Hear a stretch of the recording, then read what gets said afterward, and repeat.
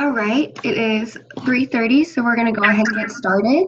I think probably more people join in as the time goes on, but I just want to give a brief introduction to our guest speaker this month. So we are super lucky. We have Karen Morris that's going to present for us today, and she is the program director of the Advanced Placement Training and Incentive Program in Indiana, where she works at University of Notre Dame. And I think she can probably tell you a little bit more about herself. So we will send it over to Karen if you want to put your slides up on the screen and go ahead and get started. Great. Thank you so much, Jane. I really appreciate the opportunity to present for the CS for IN community today. I am Karen Morris, and I am the program director for AP TIPIN. We are a program in the state of Indiana that implements strategies that we've developed longitudinally with the National Math and Science Initiative, a national program that is centered in Texas. And we are the Indiana arm of this initiative. And we're happy to be that. I was asked by Jane to bring to the community some ideas for AP exam success strategies for AP CSA, Computer Science A, and Computer Science Principles, CSA and CSP. You'll hear me say that a lot. I thought there are about 25 slides or so, and I do have ample stop points after certain sections for people to ask questions. Or if you'd like to write questions in the chat box, maybe Jane can monitor that and then ask them at the end. But I thought it would just be nice to get stop points, and that way you can ask them as we go along. Although I did see from the people who are attending this, you might not necessarily need them. Just an overview of what we're going to do today. We're going to take a look at some resources for teachers to actually access. These are some general resources and general comments that I thought would be really helpful. We're going to take a look at some general recommendations that have developed in the course of the work that we've done. And then we'll take a look at recommendations by each course, AP Computer Science A and AP Computer Science Principles. Now, here's a disclaimer. I am not an AP Computer Science teacher. My background is actually in chemistry. But we have been running the program since 2012 and started with AP CSA. And we have strategies from many sources, and I do want to recognize these sources because they have been so supportive in helping our AP TIPIN teachers, but also really supportive in providing me with some ideas to share with you and bringing some ideas to the forefront. Specifically, Maria Litvin, our CSA consultant who we've relied on for a number of years, provided me with some really great resources. Michelle Roberts, our CSP consultant who actually supported Computer Science Principles and did some of the early pilots of CSP materials with some of her graduate students in Indiana. She provided me with some really key help for CSP. Our own computer science specialist is Joe Kinsel, and he taught CSA in Zionsville schools, and he was also someone to bring other information to the forefront. Our own computer science teachers and other AP teachers in our program that have just been tremendously inventive and helpful and successful. So some of these things we're sharing with you from our program. And of course, I cannot discard, in fact, utilize quite a bit from the AP Central website. So all of those sources were utilized. It is important to note, though, that even though we are talking about exam success strategies, much of that preparation is anchored in very good instruction. So a lot of the things I am sharing with you are strategies that are actually based during the school year with instructional strategies that help support students and their success on the AP national exam. The other thing I want to share with you is that I will be repeating this presentation at the Computer Science Curriculum conference that is going to be held at Center Grove in next month. We will also provide some of the handouts that we use in our program at that time, as well as maybe some other strategies we've tried. So I just wanted to say that while I have a PowerPoint here, we'll actually have some additional materials at that curriculum showcase. That's what I wanted to say. So it's probably good that we start with just an overview of what the difference is between computer science and computer science principles were. Since Jane asked me to come here, I didn't know what experiences our computer science teachers who would be participating in this webinar were, so I thought it'd be good to start at the beginning.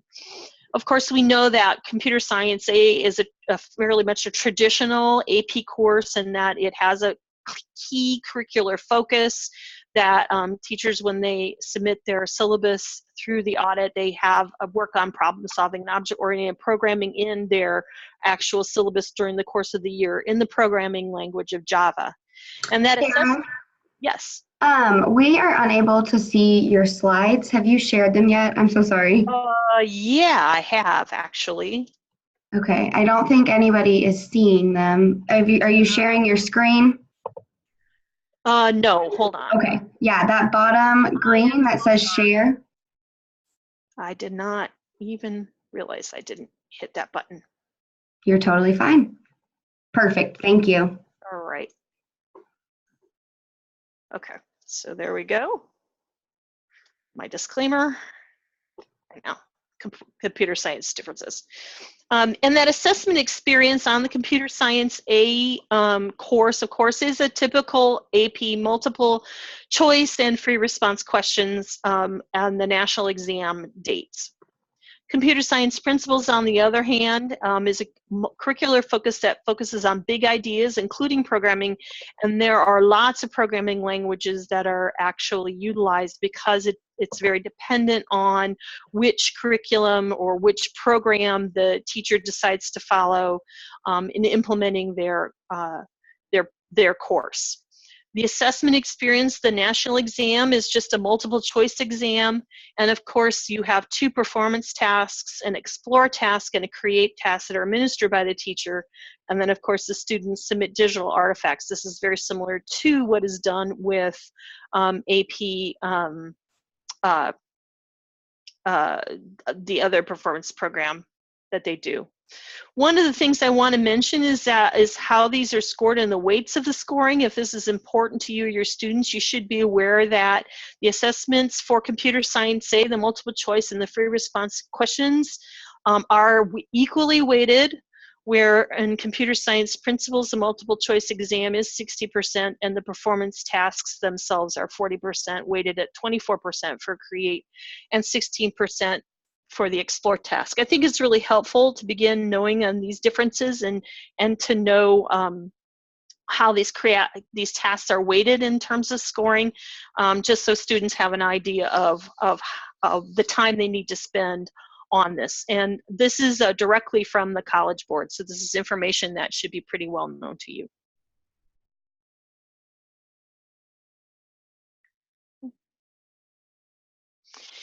So what about the resources for teachers that are available? Well, first of all, those in the AP Tip-In program know this, but if you have taught the class before, you really need to dig into your instructional planning report. And I've hot linked a lot of items in this PowerPoint, so you can get right to the instructional planning report landing page and then sign in and get your IPR and download it and take a look at that IPR and see what's happened in previous years, so you know the areas that you need to focus on with your students, the areas where you personally have a strength and a weakness, and if you want to find professional development or get resources to support that area of weakness, that will help you do that. The second thing is to find your own course page on the AP Central website. And there are some key tabs on that website that are really helpful, that provide you as a teacher of those AP courses some valuable resources. First of all, of course, the course itself, which is a course overview, and then a downloadable PDF file of all the ins and outs of teaching the course, starting from the very beginning all the way to some real intricate information about how the course exam is implemented and how you might want to do that. There's a tab that is the exam, and the exam usually has links to the most recent exam, as well as you scroll down on that page, and it's important to scroll down. You will see released exams from multiple years that are available to you if you click on the specific year that you will be, that you have interest in.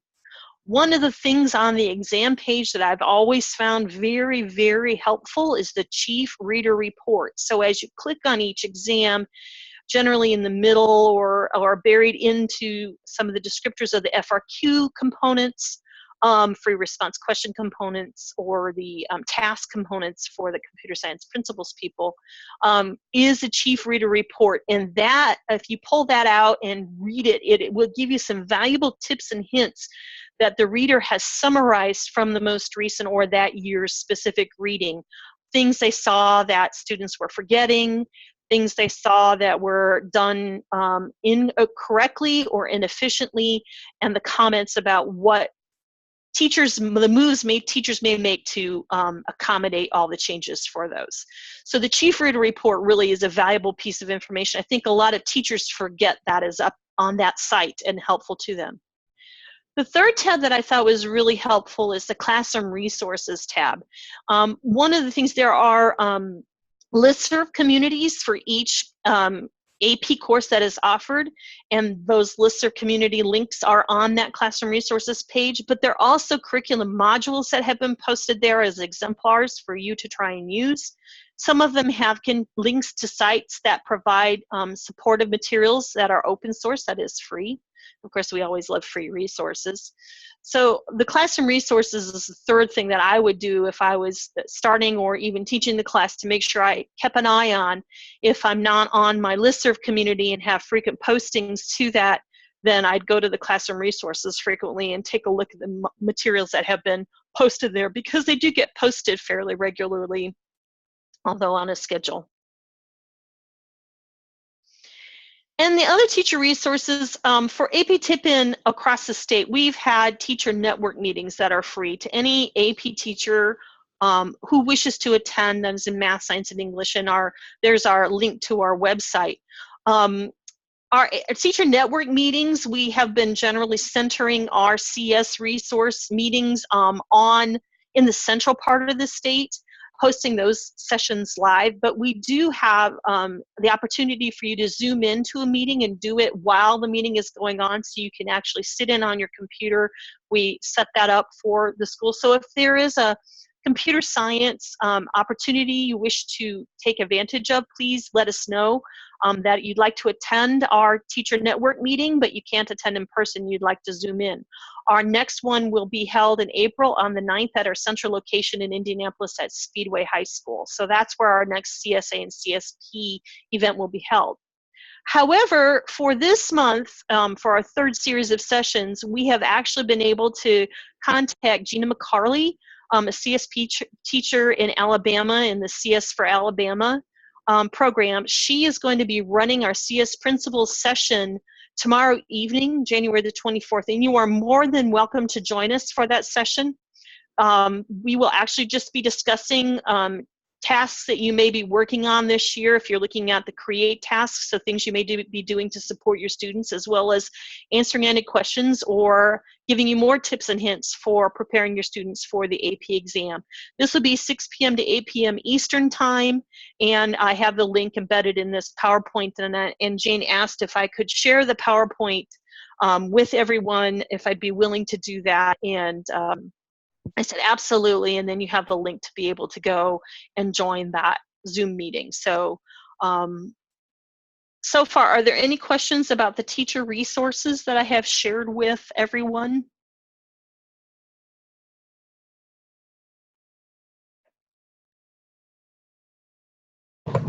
So far, no one has messaged me with any questions, but if anyone wants to unmute themselves and ask a question, feel free to do so.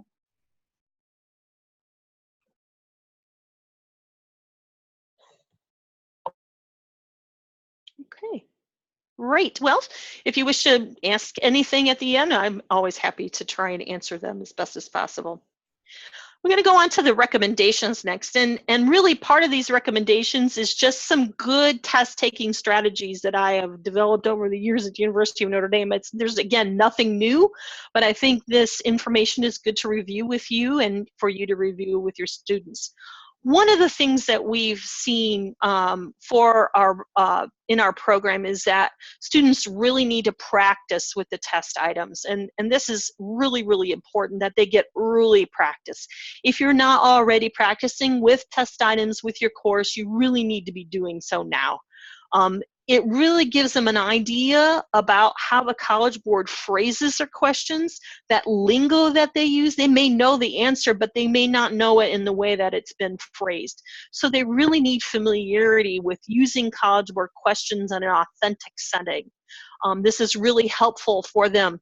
Also to build their endurance and pacing, because sometimes the questions have multiple sections, and have multiple answers that may or may not be correct or incorrect. They have to be able to understand how to pace themselves when they answer those and develop endurance in answering them. The other thing you want to do is to really build their confidence in answering an assessment item. It shouldn't be a shock to them when they encounter a multiple choice question with multiple parts. It shouldn't be a shock to them if they're responding to an FRQ, but they need to write in a specific way. So really practicing with those test items is a really helpful thing for students to do. Multiple choice has really key prompt attack strategies that you might want to think about. So for multiple choice questions in particular, although this is not exclusive, but I found that in most of the schools that we visit, multiple choice questions are utilized for these following activities, which are bell ringers at the beginning of class or exit cards at the end of class. And of course, for bell ringers, the nice thing about this is that you can use them for a variety of functions. You can use it at the start of a unit as a pre-assessment to kick off a new topic, just really to set that stage for students so that they understand. And of course, then it could be repeated frequently during the course of the week or the month as you are taking on a new topic in coding or in their create and explore tasks. You can also use this as a formative assessment just to determine where your students are in the class, just to figure out where you need to drive your instruction or where you need to have them spend their time as they're working on their code.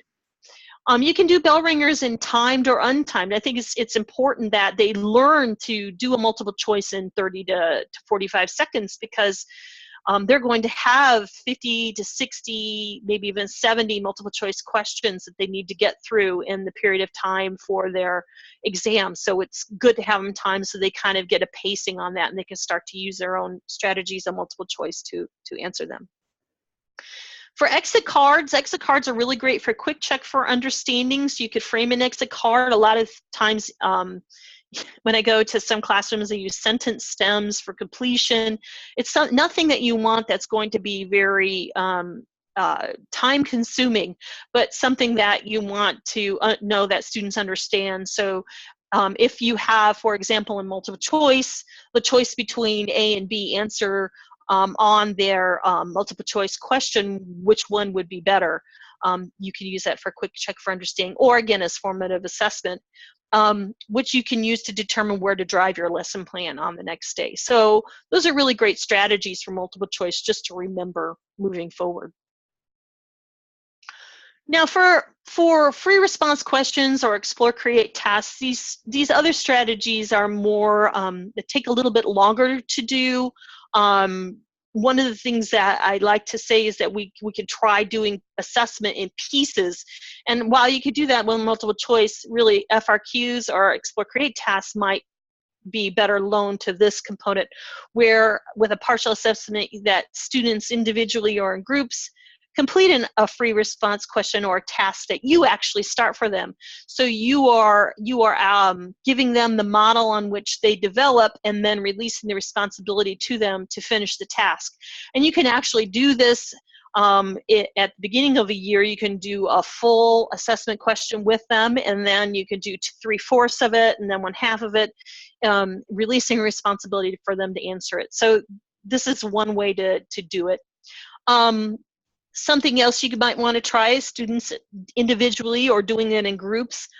complete an entire FRQ task section by section over time. So you take that piece that's relevant of the free response question or the task that's relevant to what's going on, and then you have them try that as an assessment. So it's relevant to what they're doing and it's fresh in their mind, and then you try the next section and try it again, and then you can have them put it all together at the end. I love jigsaw assessments. I've used those a lot in my chemistry programs, even at the university level, where you actually have teams solve different parts of a free response question, or complete different parts of a task. You could move that jigsaw around, and have everybody report out on that piece that they're working on, or you can have them assemble parts of a whole, as long as it's not sequential by nature, and have each team move around and assess what each other's work is, what they're doing with each other's work, and then add another component to it. So there's a lot of different things you could do with partial assessments that, again, help students understand how you would frame it and then release responsibility over time.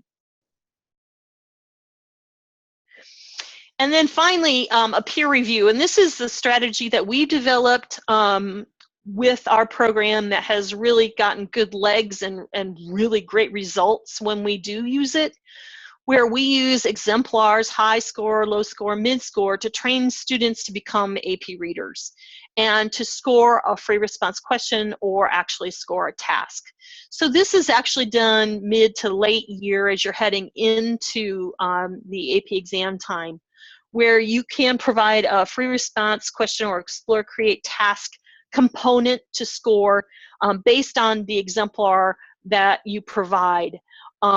You start by scoring an exemplar with the students to guide them on this question, using claim evidence and reasoning to support your scoring. Then you have the student teams or students themselves score this in groups and ask the groups to compare their answers and come to a consensus on scoring. So here you are leveling their scoring ability. And then you try with an authentic item. Authentic items should be identified, but you actually have them score and then have them compared to the chief reader, who would be you, and then see how that scoring works. And continue scoring other items. This really gets students invested in how scoring works, just like we do with our own teachers at our mock exam reading, but also really gets them to understand what is needed for a score.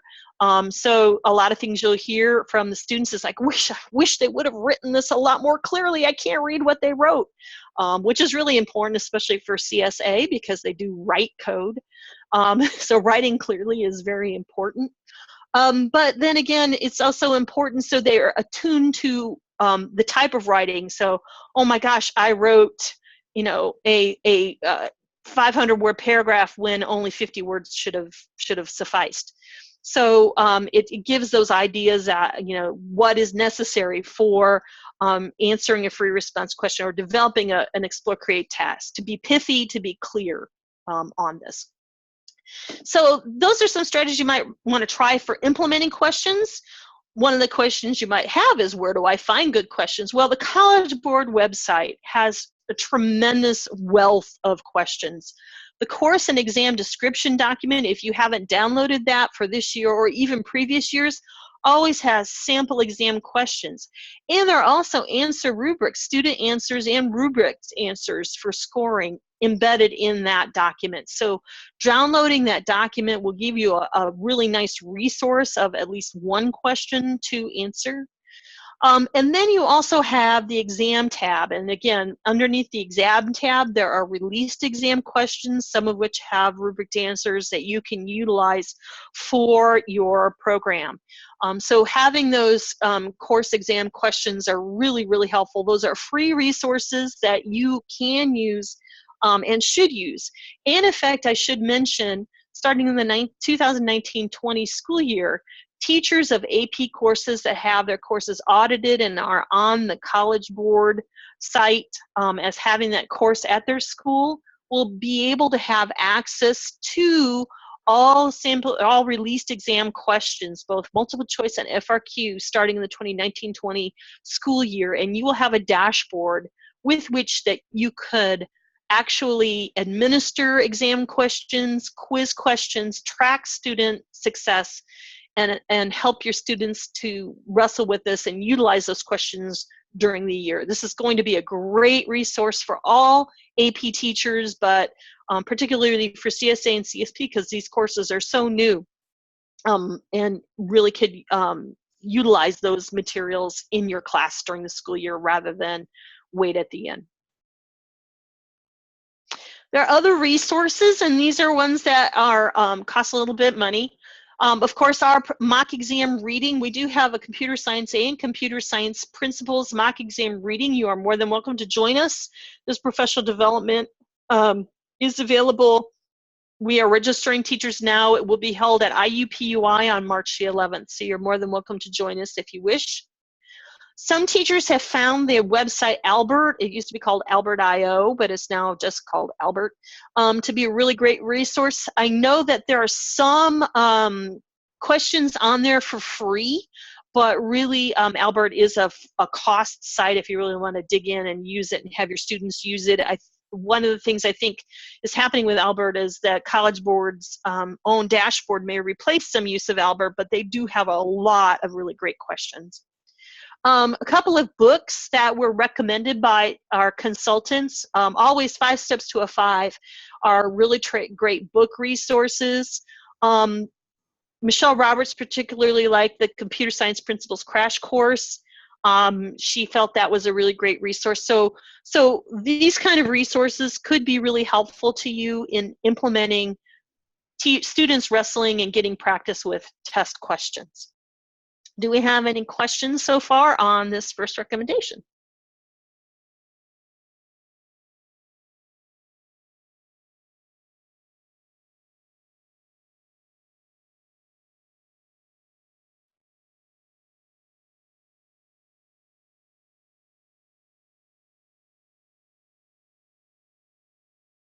Okay, great. We'll just go on.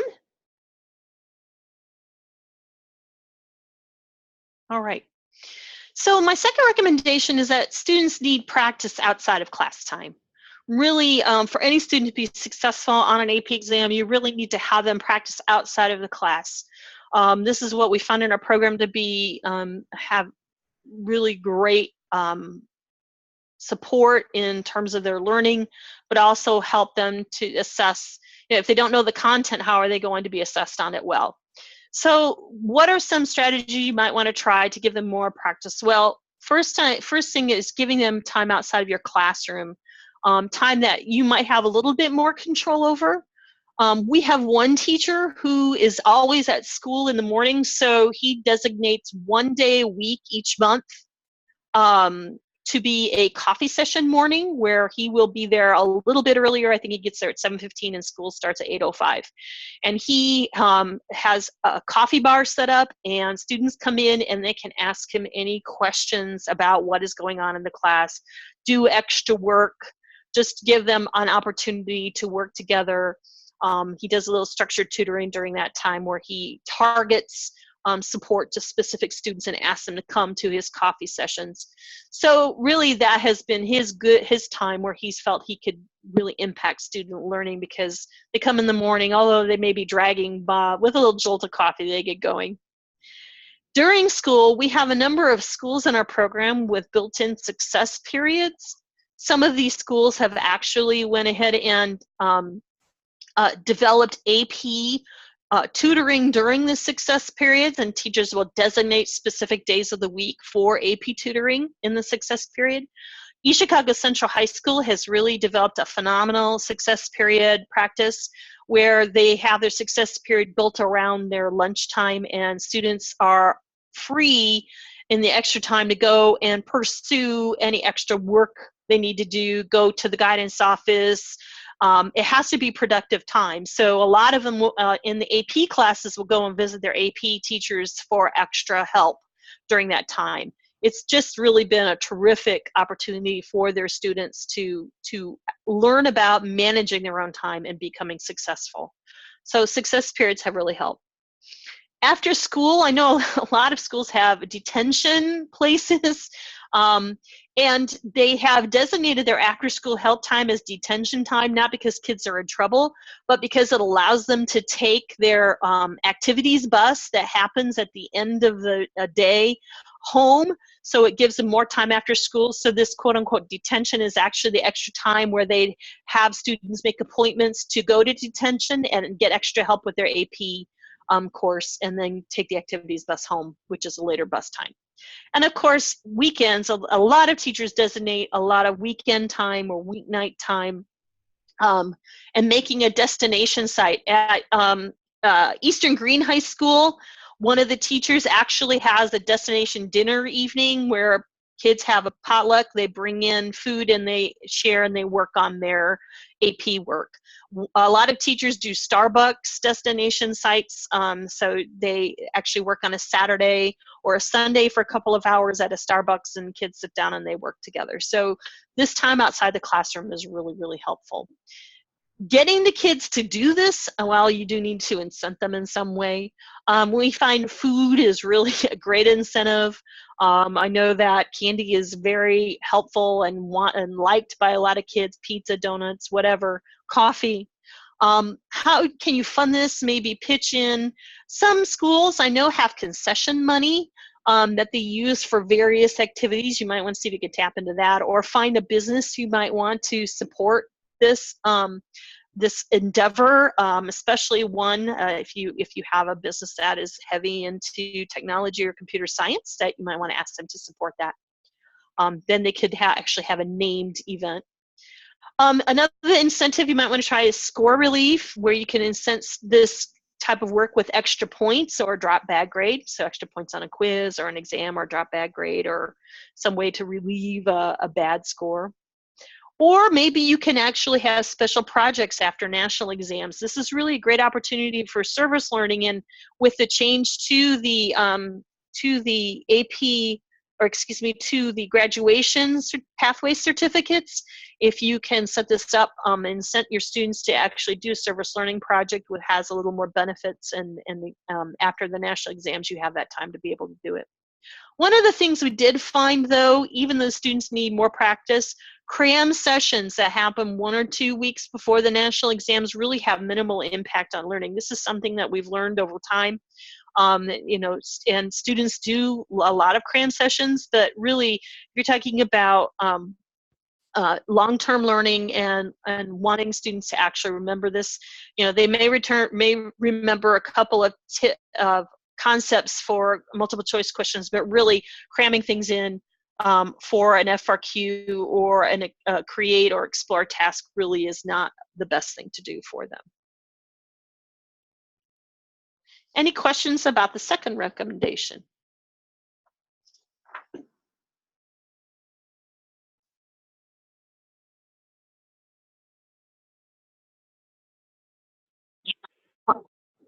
Hi, this is Jackie Kane. I teach at Carmel High School. Hi, Can I Jackie. ask? Hi there. Hey, I have a lot of students, like close to 90 for the APA, and I do want to find ways that I can get them to do a little extra work, but with those numbers being so large, it's really hard. Do you have any suggestions? Well, I guess what I have seen, and actually what I've done at the university, you know, I'd have lab sections of 130 to 150 kids, and managing those big numbers does get to be quite unwieldy when you want them to work on things. I have always found group work to really kind of manage that, and as long as all members of the group are participating, if you collect an artifact that is representative of that group, then you know that all of the group members are participating, so you can't have any slackers, because you're going to tell them you're going to randomly select someone's work and it's going to represent the group. That's what I did for a lot of jigsaws and a lot of for adding extra score work in those sessions. That's something I have seen done fairly well with large groups of AP, not necessarily computer science, at other schools. It's just chunking the kids into groups. The other thing is that we want to support all students. You know, what you do know, the students that have great need.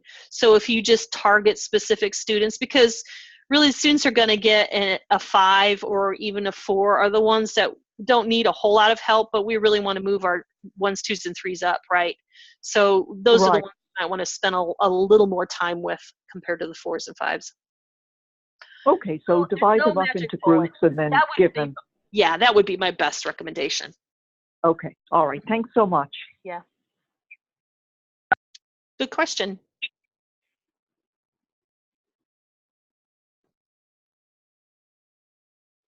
Any others?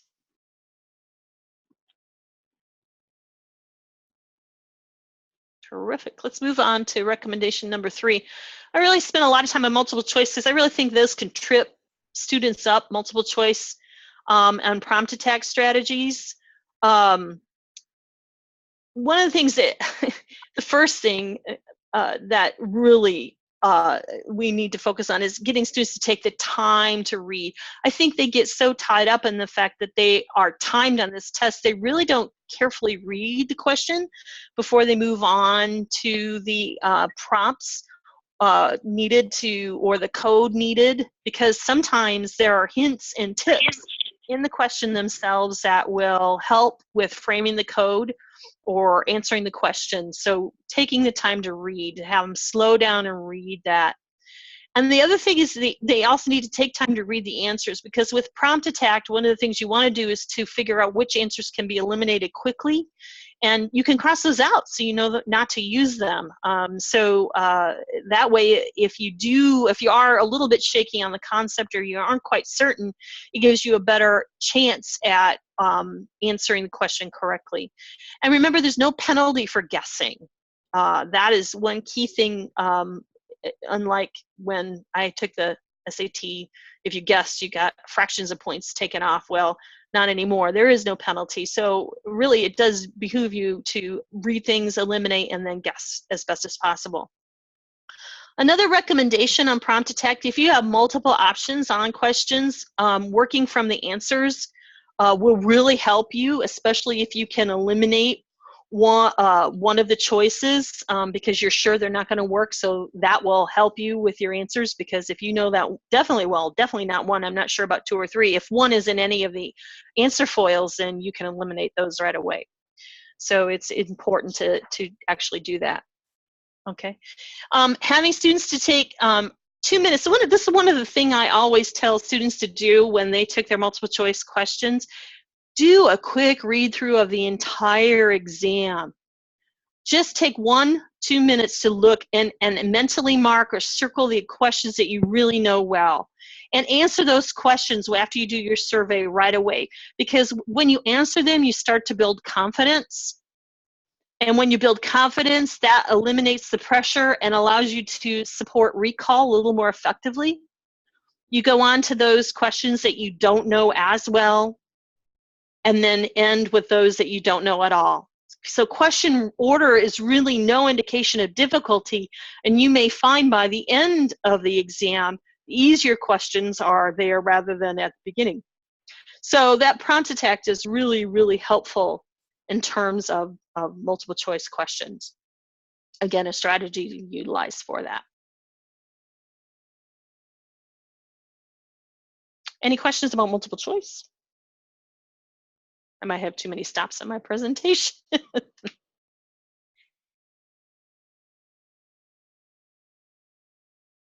Okay, so we'll move on to some CSA and CSP tips as we end here. Some general tips for computer science A free response questions. Remember that all free response questions have equal weight. This is from one of our readers that she said that this is important to realize. And you can do them in any order. Again, just like for the multiple choice, the first question may not necessarily be the easiest and the last may not be the hardest. So take a moment to survey your free response questions. There is no penalty for guessing. Again, that emphasis on that. Writing neatly is very, very important, because the readers have to be able to read what code is written and space out the code on the page. Really, it doesn't help to save any paper. That way, it's very, very helpful for the reader to actually be able to read and see your thought processes clearly. If a Question has multiple parts. Parts B and C might be graded, or are graded independently. They are graded independently from the prior parts and may actually be easier to answer. So answer the parts you can in A, B, or C. So if you can't answer A, move on to B and C. If you can't answer B, C. Just, there's no penalty for guessing, so answer any parts that you can. Other general tips, don't erase. This is really important in any AP exam. It takes time and really can be really messy, and what happens if you erase through your paper, which happened to me once. Instead, you want to cross out when you actually have written something that replaces the writing. So don't write something, cross it out, and then write again. Make sure you write again before you cross out. The readers do not read anything that is cross out. So it's important to do that. But if you have more than one answer and you don't have a cross out or an erasure, then the first thing will be read. And that's one thing that was actually, when we talked to the consultants about this, it was surprising to me. They only read what's first. So if you answer the question incorrectly first and you don't have then the correct answer is below, they will read only the first thing. When you read a question, don't ignore any hints in the question description, especially if it says, recommends an algorithm for a method. Yes, use that algorithm. Don't fight it, just use it. It's very important. And similarly, read your comments above the method header really quickly, because it restates the task in a more formal way and sometimes gives you hints. So any hints you have in replying to that free response question can be very, very helpful to you. Just a few comments about coding tips for Computer Science A. Really, they don't count. Comments don't count, so don't bother with them. One of the things that Joe Kinsel does, our computer science specialist for AP Tippin, he says, practice doing code writing by hand. He says this is the thing that really, really trips up students. So during the year, have students write simple programs at the beginning of the year. You can actually translate them to really quick assessments even if you want, but it gets them into that practice of writing code by hand, because normally they do code test on their computers. They don't have that practice of writing by hand, so it's important they do that. And Joe even says he started making his students write out a plan before they even program. It's kind of like pre-writing in any kind of AP English task where you just set up a plan of what you want to do. Sometimes it helps students clarify their thinking before they actually write the code, and keeps them on track for what they wish to accomplish with that code. Doesn't really have to be much, but it does help them support their planning skills for the written AP tests and for all your programming, really. One thing that Maria Lippin said is to follow Java naming conventions and use all the Java quick references which are included in the exam. It's important that they have those resources, and they need to use the naming conventions that are indicated in them. Other coding tips, sometimes if you indent properly and miss a brace, but your code is properly indented, the reader may, I'm not saying they will, but they may accept it as correct. So indentations really can help. Similarly, if you put an end statement on a separate line, a forgotten semicolon may not be held against you. So those are coding tips that might help you with the exam. Don't forget your return statements and a non-void method. This is actually something from one of the, I found a chief reader report that I thought was really, really valuable. So make sure the return value matches your specified type. Maria Litvin, our computer science consultant, says that really good thinking counts. So if you don't know the whole solution, but you read and understand some of the question, go ahead and write fragments of code for some credit, because anything you write down, as long as it does the job, will give you credit. And then code efficiency really doesn't count, or code elegance doesn't count. Be straightforward with your code. So those are some really key computer science A coding tips. As we come to the end here, I don't want to go too long. Computer science principles. One of the general tips from the chief reader is that there is a big issue with plagiarism, so use those College Award templates to avoid that suspicion of plagiarism. This is really important. The nature of the performance test does require practice, so do a lot of open-ended projects to practice prior to submitting the tasks. So you really want students to get, again, practice with working on those questions. So open-ended tasks really help students do that. And in helping them frame those tasks, if you provide exemplars and counter-exemplars, in other words, good project and necessarily a poor project, and review with students what makes them good exemplars. Ask them what makes them good exemplars. Ask them, why is this a poor exemplar, or an exemplar that shows a poor project, and what is missing or what needs to be changed to make it a good project. Those are the kinds of things that you will really help students understand how to be successful on the computer science principles exam. One of the things Michelle Roberts says, and her good friends, really consider your background. CSP really is designed to reach out to students who are not necessarily that AP kid. So they may not have had experience being successful on AP exams before. So helping them with number of questions, format of questions, noting the sections that have more than one answer. These are the kinds of things that they need to understand for themselves, among the other recommendations we made in general. One of the things Michelle really emphasized, and I think this is a really great idea for any AP course, is take a look at the curriculum and do your own personal audit. This will help you double check if you've actually covered all of the essential knowledge statements during the course. You can set up a calendar. You can share this with students. You can use it to pace your class. You can ask students to take a look at their own knowledge gaps, but use the College Board curriculum framework to do this audit, not necessarily the curriculum provider, because that framework is on which the exams are based. So you really need to utilize that framework, and you can set that up. So do that little personal audit, see where you're at, see where your students are at, have your students keep track too. It really helps you keep track of the course and what's going on. Now some specific task tips. Really remember, collaboration, again, this issue of plagiarism, collaboration is not allowed on any of the Explore tasks with anyone. Not any classmates, teachers, or family members or friends. So this is key on Explore tasks. They do say that peer-to-peer collaboration is allowed on some subcomponents of the Create task, but not for the video and not for the written responses. I think it's some of the coding that they're allowing some peer-to-peer collaboration, but be very careful when you do that. The Explore tasks, some of you may actually be done. I know a lot of you have students complete and submit the Explore tasks. You may be done with this already, but being creative is really encouraged. They don't want you the students just to repeat information from the written response, and PowerPoint slides generally are not adequate. So they want to see creativity in the Explore task itself. And another test tip that I saw, the students can use program code for the Create task that's not their own, as long as it's open source, as long as it extends their project, and as long as it's acknowledged and credited in the documentation. So that's something that you might want to think about when students are developing that Create task. Other task tips, really the Explore task should focus on the innovation being shared. A lot of times, this is from the chief reader, what they're seeing in a lot of the Explore tasks is students talking about the functionality of the computer rather than their innovation. That's not the key. The key is the innovation. For the Create task, following all the size specifications for your files and labeling. Oh, that's one thing the chief reader said, label, label, label. Mark with ovals and rectangles is indicated. This is really, really key. Our friend Michelle Roberts says that students really should be familiar with using the reference sheet. There's a vocabulary mapping.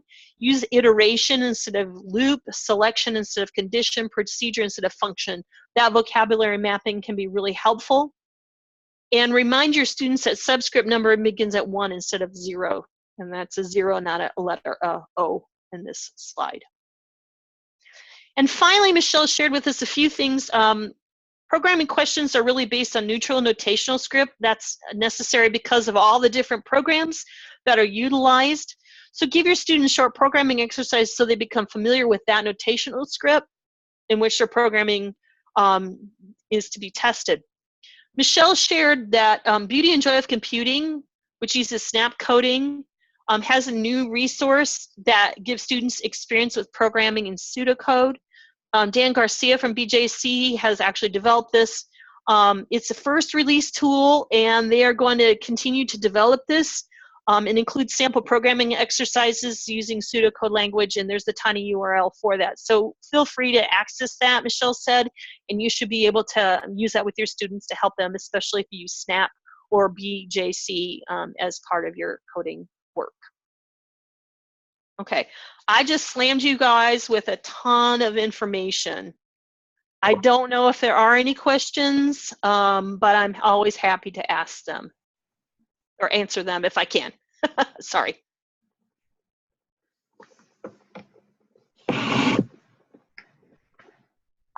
Does anyone have any questions they want? Oh, go ahead. Yes. Hi, this is Jackie Kane again. I'm sorry, just first year teaching the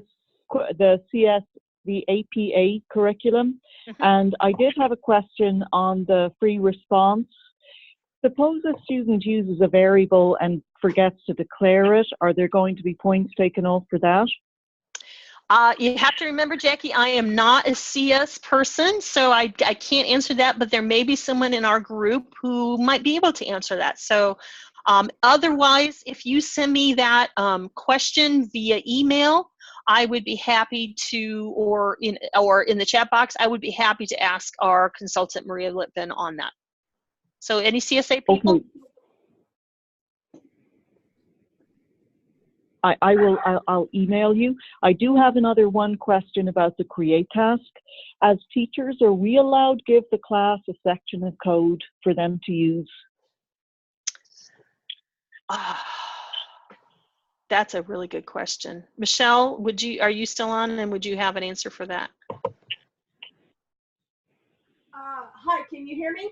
Yes. Yep. When I was a question leader, that was allowed. So that was 2 years ago. It surprised most of us that it was allowed. What is important if you do that, Jackie, the students write out that they were given starter code. And okay. The one thing that you have to do then is in the source code, in the provided source code, you need to comment and attribute the code to your teacher. I would really recommend against that. It just gets on the reader's radar screen, and I think it gives the kids more of a challenge. Jackie, your students will always do great because you're a really good teacher. So I would encourage them to write their own code. Okay, I understand. Thanks, Michelle. Yeah. Thank you, Jackie. Thanks.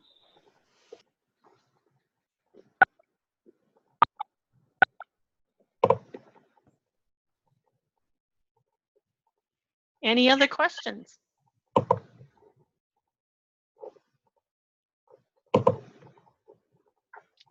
Thank you, Jane. Yes, I guess that wraps it up for us, Karen. Thank you for taking time out to do this session for us. I think this is going to be a great resource for not only the people that participated today, but for the community when I send out that recap. So we really, really appreciate you taking time out of your day to do this. I'm happy to do that. I will shoot the PowerPoint to you, and then you can go ahead and distribute it as you see fit. That would be great. Thank you again, Karen. You're welcome, and everyone have a great day. Thank you, Michelle.